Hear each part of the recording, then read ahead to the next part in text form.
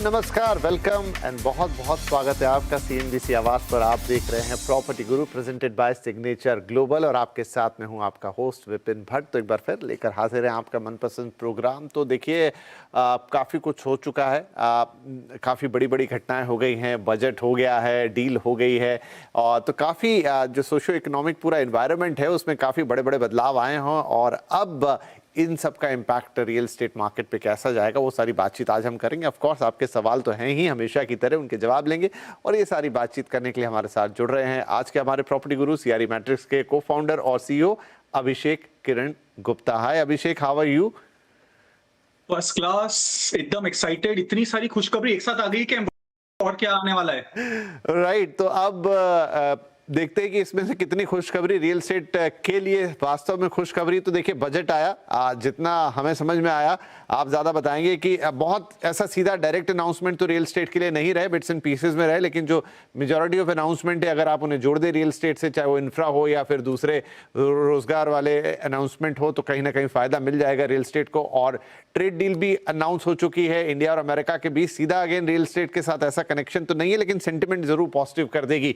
सब कुछ मिला के देखें एंड इन सब के बाद current market situation real estate market की कैसे सम अप करेंगे आप? तो देखो, सेंटिमेंट्स पॉजिटिव होता है तो हर चीज, हर पार्टी में, हर फेस्टिवल में सब पॉजिटिव बातें करते हैं, राइट। बट रही बात रियल एस्टेट की, एंड मैं प्राइमरीली हाउसिंग की बात करूंगा क्योंकि हाउसिंग सबको इंपैक्ट करता है। पर ऑफिसेस बहुत अच्छा कर रहा है, विच मींस जॉब अच्छे मिल रहे हैं, ऑफिसेस बन रही हैं, तो वो भी पॉजिटिव है। हाउसिंग मार्केट ने लास्ट 3-4 साल में बहुत तेजी दिखाई, विच मींस बहुत डेवलपर्स ने घर बेचे, और अगर घर बेचे तो लॉन्च भी दबा के किए। एंड देयरफॉर अभी एक सिचुएशन आ गई है जहां पे लॉन्चेस एंड सप्लाई थोड़ा आगे निकल गया है डिमांड से, which is a good time for the buyer. इसका मतलब कि डेवलपर्स अब तेजी से बेचने के लिए, उनको वो वेलोसिटी नहीं मिलेगी जो उनको 3 साल पहले मिली थी, तो आपको कुछ डिस्काउंट या कोई स्कीम देना शुरू करेंगे। And you can already see that happen in Bombay में कुछ प्रोजेक्ट्स में अच्छी स्कीम शुरू हो गई हैं। So it's a good time to buy, it's a good time to watch. आप मार्केट में रहिए, ब्रोकर से बात करिए, एडवाइजर से बात करिए, एंड क्या बोलते हैं ना, when the sun is shining, it's a great time. So yes, this is sunshine time now for buyers. वाह, क्या बात है। तो ब्रेकिंग न्यूज दे दी एक तरीके से तो अभिषेक जी आपने कि आप बाजार में जाइए और डील्स आपके हिसाब से मिलेगी। वक्त आ गया है, सनशाइन टाइम फॉर बायर्स। और ऐसी सेज की मुंबई में तो शुरू हो गया है, तो देश के बाकी हिस्सों में भी इनफैक्ट ये माहौल बनता हुआ नजर आएगा। तो थोड़ा सा जिसे कहते हैं मोमेंटम एक दूसरी तरफ शिफ्ट हो गया मार्केट के लिए। तो दोनों साइड ही अच्छे हैं, लेकिन अब बॉल जो है वो बायर्स के पाले में चली गई है। तो चलिए ये आज का सबसे बड़ा टेक अवे और अब शुरुआत कर देते हैं सवाल जवाब की। पहले कॉलर है अमनदीप गोम्स, कॉल कर रहे हैं दिल्ली से। Amandeep, how are you? और बताइए क्या सवाल है आपका? Thank you sir, I am good sir. मेरा सवाल है कि मैं और मेरे पापा पुणे में स्टैंड अलोन हाउस देख रहे थे। ओके। और प्राइस रेंज अराउंड 75 लाख, क्योंकि अभी रियल एस्टेट में काफ़ी कंसोलिडेशन हो रहा था, तो इसलिए हम सोच रहे थे कि पुणे में एक हम स्टैंड अलोन हाउस बाई कर सकते हैं फॉर इन्वेस्टमेंट और इवन लिविंग पर्पस। तो आप दिल्ली से बात कर रहे हैं अमनदीप, और फिर पुणे का ख्याल कैसे? कोई कनेक्शन इस शहर के साथ? हाँ, एक्चुअली हमारे मतलब चाचा चाची वगैरह रहते हैं वहाँ पे, और ठीक है, फैमिली फ्रेंड्स भी रहते हैं वहाँ पे। राइट। तो शहर की मोटी मोटी जानकारी आपको है, इनफैक्ट आप आते जाते भी रहते होंगे। तो अभिषेक सर, जो आप कह रहे हैं, अब तो दर्शकों को भी एहसास है कि कंसोलिडेशन हो रही है मार्केट में और वो इस हिसाब से फिर अपनी चीज़ें सोच रहे हैं। अमनदीप का भी कुछ वैसा ही विचार है कि इन्वेस्टमेंट किया जाए ऐसे टाइम पे, क्या कोई अच्छी डील मुझे मिल जाएगी। तो अब स्टैंड अलोन घर देख रहे हैं, मतलब सिंगल यूनिट देख रहे हैं, 75 लाख का बजट है, शहर है पुणे। तो क्या ये उनकी इच्छा पूरी हो पाएगी पुणे में? 100% यस। विपिन, आपने पूछ लिया कि पुणे से उनका क्या कनेक्शन है, उन्होंने जवाब भी दे दिया अमनदीप कि आपके चाचा चाची या कुछ दोस्त वहां रहते हैं।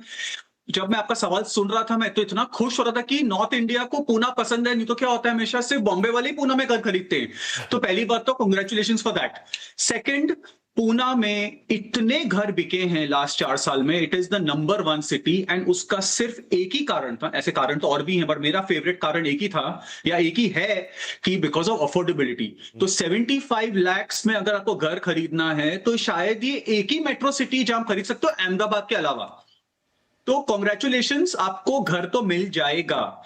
अच्छा, सेकंड, जैसे मैंने कहा, अभी कैट एंड माउस गेम में कैट आगे चली गई है, जहां पे सप्लाई थोड़ा ज्यादा है, डिमांड थोड़ी सी कम हो गई है कंपेयर टू लास्ट 3-4 साल, जिसका मतलब कि डील्स मार्केट में आएंगे और आपको उन पे ध्यान रखना पड़ेगा। मतलब अभी एवरी वीकेंड पे लोनावला जाना या पिक्चरें देखना थोड़ा कम करिए, एंड थोड़ा ब्रोकर के साथ घर देखना शुरू करिए, बिकॉज प्राइस एप्रिसिएशन बहुत ज्यादा हुआ है पूना में, to the extent of 30-40% in last 3-4 years, but फिर भी सबसे अफोर्डेबल सिटी है।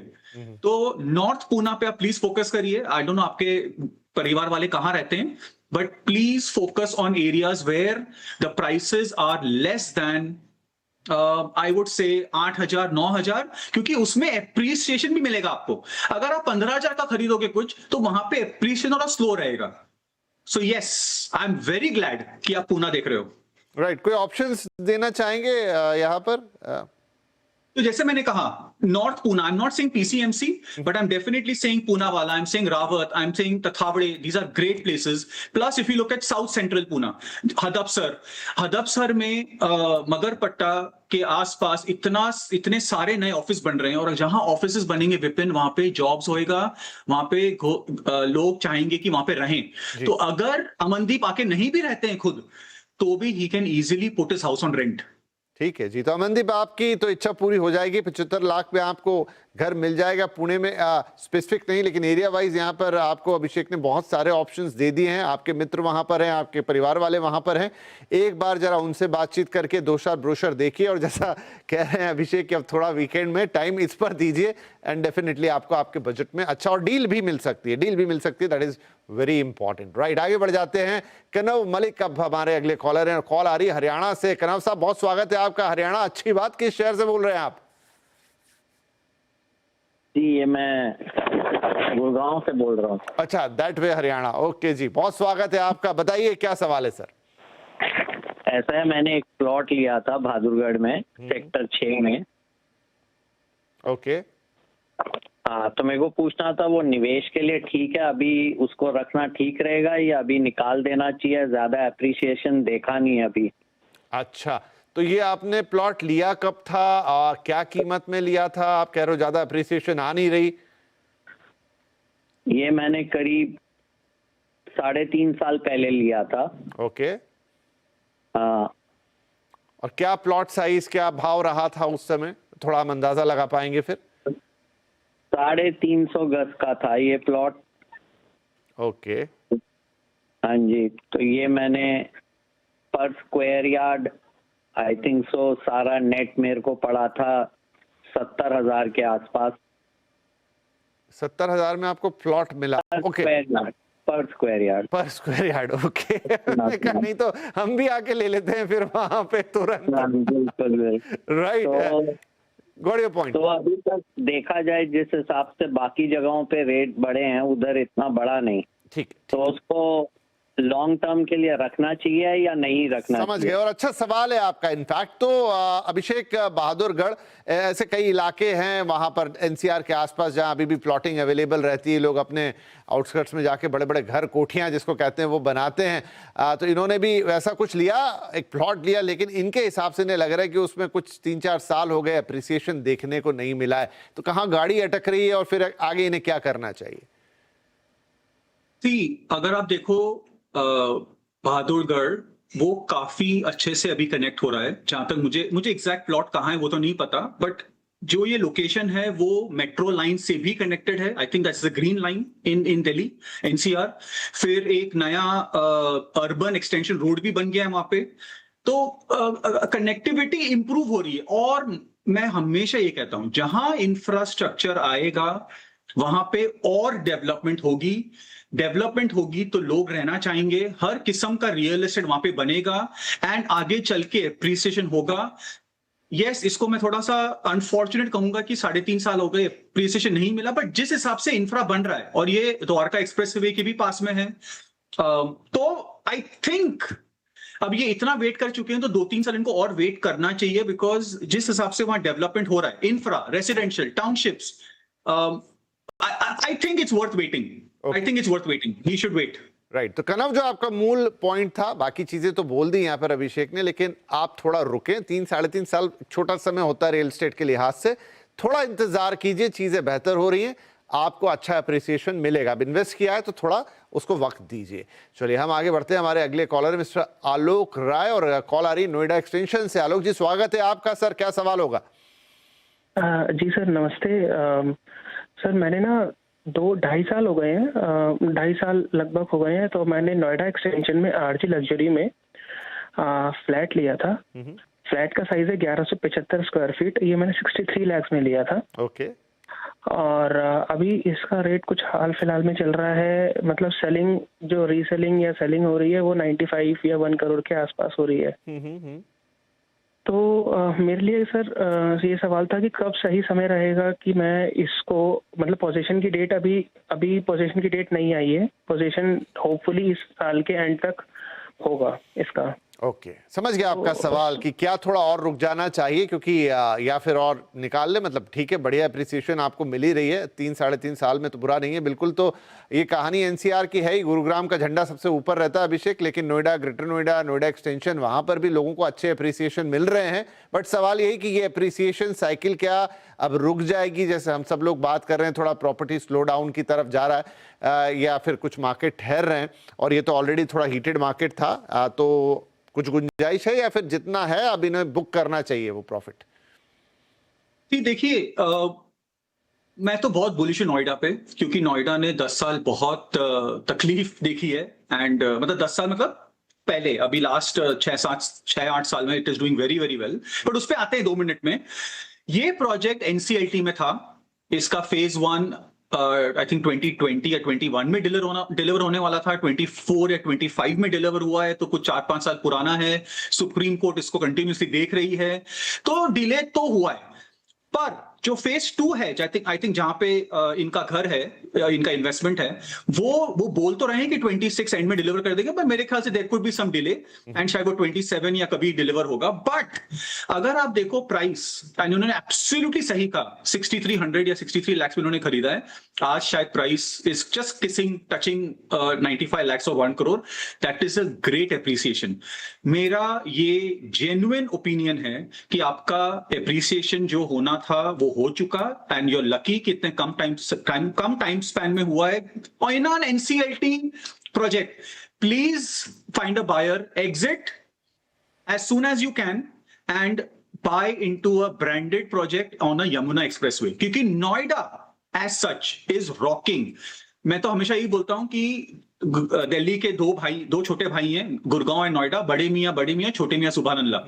Gurgaon has done very well, but अब नोएडा की बारी आ गई है। तो अब नोएडा से मत निकलिएगा, इस प्रोजेक्ट से निकल जाइए। राइट, वेरी क्लियर आलोक। तो आप अपना प्रॉफिट बुक कर सकते हैं, कहाँ वो प्रॉफिट दोबारा डाल रहे हैं वो भी बता दिया, और पूरी कहानी भी नोएडा एक्सटेंशन, बड़े मियाँ छोटे मियाँ की यहाँ पर हो गई। पता नहीं चला, बात करते करते इतने सवाल हो गए और वक्त हो गया एक छोटे से ब्रेक का। लेकिन ब्रेक पे जाएं उससे पहले अभिषेक, आपका बहुत बहुत शुक्रिया, आपने वक्त निकाला, एक डिटेल एनालिसिस हमें की प्रॉपर्टी मार्केट की करंट सिचुएशन की, और हमारे दर्शकों के सवालों के जवाब दिए। बहुत शुक्रिया शो पर जुड़ने के लिए।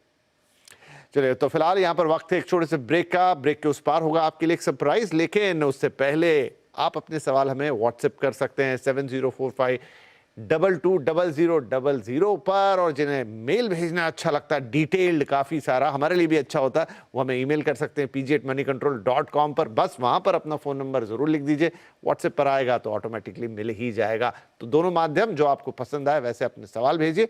छोटा सा ब्रेक ले रहे हैं, ब्रेक के बाद a little surprise for you. Welcome back, CNBC आवाज पर आप देख रहे हैं property Guru presented by signature global. और अब कुछ काम की बात। आज का होम बायर सिर्फ 4 दीवारें नहीं, बल्कि अपने परिवार के लिए सेफ्टी, कंफर्ट और भरोसे की पूरी गारंटी चाहता है।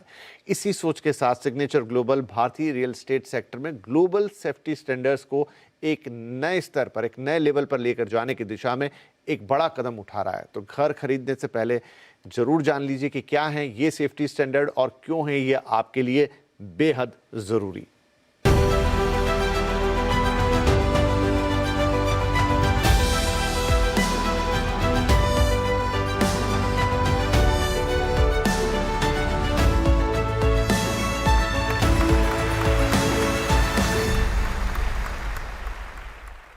आज का होम बायर सिर्फ एक घर ही नहीं बल्कि अपने परिवार के लिए सेफ्टी, कंफर्ट और ट्रस्ट चाहता है। इसी कमिटमेंट के साथ सिग्नेचर ग्लोबल अपने प्रोजेक्ट्स में ग्लोबल सेफ्टी स्टैंडर्ड्स को नए बेंचमार्क तक ले जा रहा है।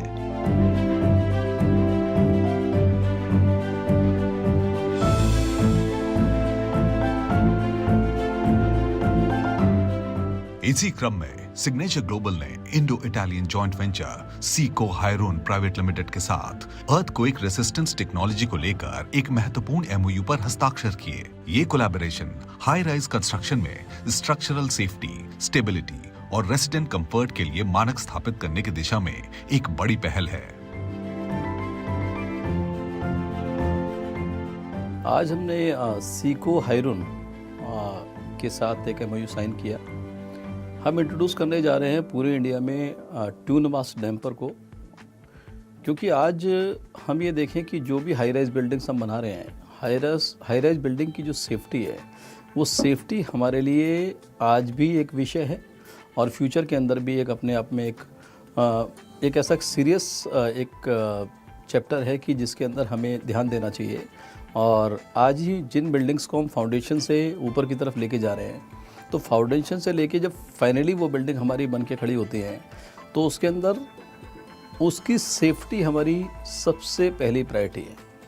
वो सेफ्टी, वो बिल्डिंग कितनी सेफ़ है, कितनी अनसेफ है, किस तरह से आपने उसको स्ट्रक्चर किया है, किस तरीके से आपने उसके बाद भी जो फोर्सेज आपकी नेगेटिव फोर्सेज आती हैं, जो अर्थक्वेक आते हैं या फिर अब बहुत तेज़ हवाएं चलती हैं, उसके अंदर आप वो बिल्डिंग कैसे बिहेव करेगी, ये बिहेवियर आपको आज इंश्योर करना पड़ेगा अपने टेक्नोलॉजी से, अपने स्ट्रक्चर की जो आपकी वर्किंग है उससे, कि आप जो टावर पूरे बना रहे हैं उस टावर के अंदर आज उन चीज़ों को ध्यान में रखें, उन चीज़ों को इंसर्ट करके अगर आज प्लानिंग हम कर रहे हैं तो शायद वो आने वाले समय के लिए हम बहुत सारी चीज़ों को जो नेगेटिव फोर्सेज हैं उनको एड्रेस कर पाएंगे। क्योंकि आज पीछे आप 3 या 5 सालों की अगर पूरी जर्नी देखें तो जिस तरह का बिहेवियर आज प्रगति हमारे साथ कर रही है और आगे आने वाले समय में शायद इसका और भी रौद्र रूप हमको देखने को मिले, तो ये वाली जो चीज़ है इसको ध्यान में रख के आज सिग्नेचर ग्लोबल ने इनिशिएटिव लिया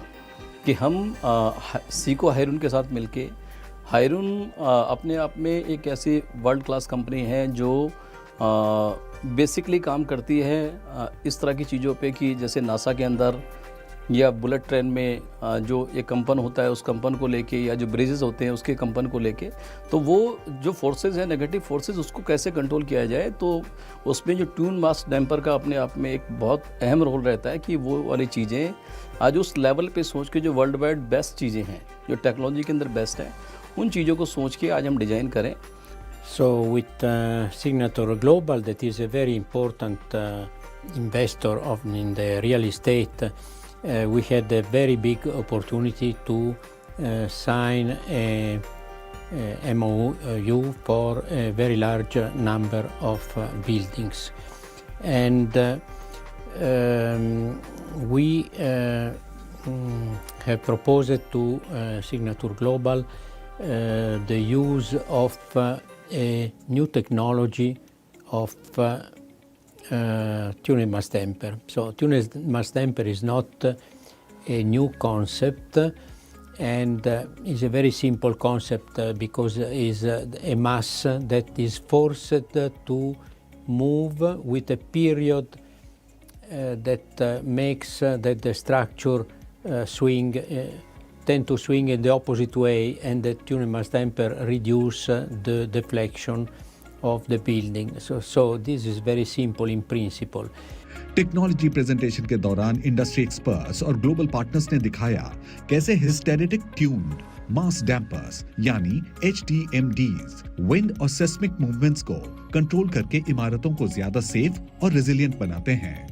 With the use of this technology, all this movement will be concentrated in this device, letting the structure be maybe not exactly stopped, but more or less reducing the displacement a lot. This is a big help because everybody is focused on the main structural component. So of course everybody cares that when one building is done, when something happens, should not collapse. But in any house, there are a lot of things that are not structural but dangerous. Imagine, for example, you have a bottle of wine on your table, a bottle of water on your table, orange juice, whatever. If the bottle of orange juice fall down, it's not a structural damage, but it will create trouble. Imagine this on a large scale.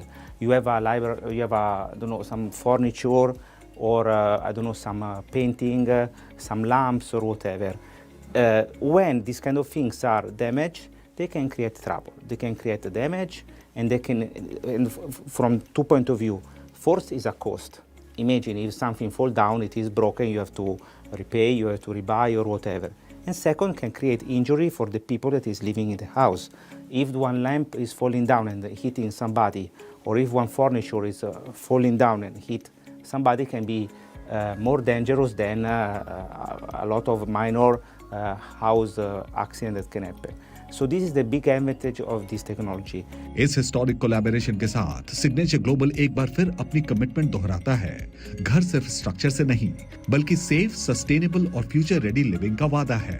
Global innovation के साथ Indian real estate का future अब और भी ज्यादा secure है। आज Delhi NCR और डेंस होता जा रहा है और बिल्डिंग्स टॉल बनती जा रही है, तो बहुत इंपॉर्टेंट हो गया है कि considering the environment changes that are happening, हम ऐसी बिल्डिंग्स बनाएं जो फ्यूचर रेडी प्रूफ हों। इसका मतलब ये है कि हम 5 साल के विजन के लिए बिल्डिंग्स ना बनाएं, हम 50 साल 100 साल की जनरेशन्स जो आगे आने वाली है उनके लिए घर बनाएं।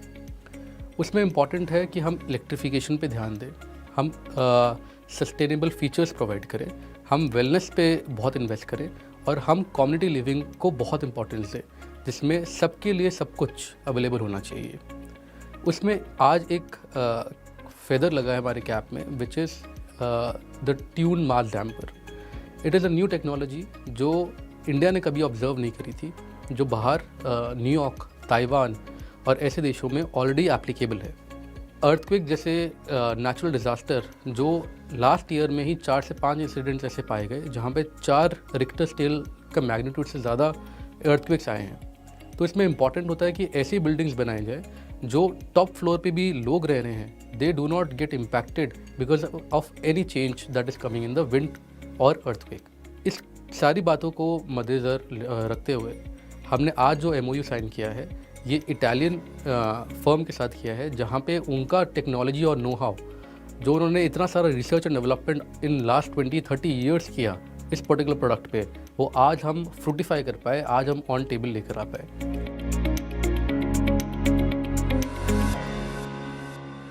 तो आई होप आपने सारे सेफ्टी स्टैंडर्ड्स अच्छी तरह समझ लिए होंगे, और अब आप जब घर खरीदने निकलेंगे या प्लान करेंगे इन चीज़ों को ध्यान दे रखेंगे। तो चलिए इसी के साथ आज के इस एपिसोड को यहीं समाप्त करेंगे।